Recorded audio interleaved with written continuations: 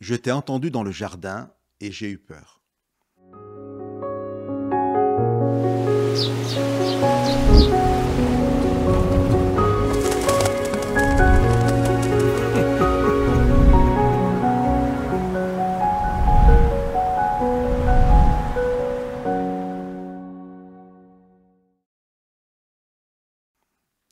Lorsque j'étais pasteur en Algérie, un Algérien que nous appellerons Youssef m'a raconté cette histoire qui se passe en pleine période de guerre civile, à la fin des années 90. Période terrible où les extrémistes musulmans commettaient de nombreux actes terroristes.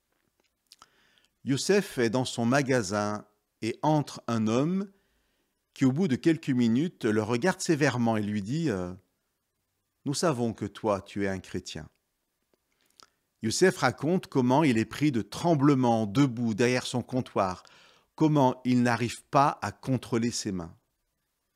Il regarde l'homme qui lui parle, qui semble le menacer en lui disant « Tu as peur ?»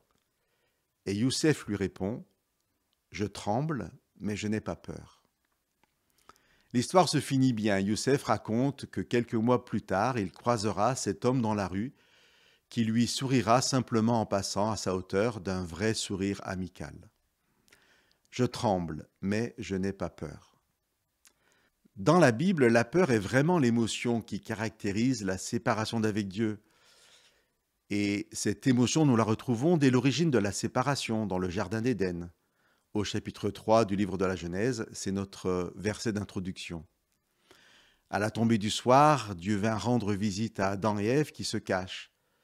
Dieu les appelle et Adam lui dit donc « Je t'ai entendu dans le jardin et j'ai eu peur. » Youssef n'était pas vraiment costaud, il tremblait comme une feuille face à l'homme, mais il pouvait le regarder dans les yeux et lui dire « Je n'ai pas peur ». Il y a un épisode célèbre dans l'Ancien Testament où le prophète Élisée et son serviteur sont eux aussi menacés par une armée ennemie qui encercle leur ville.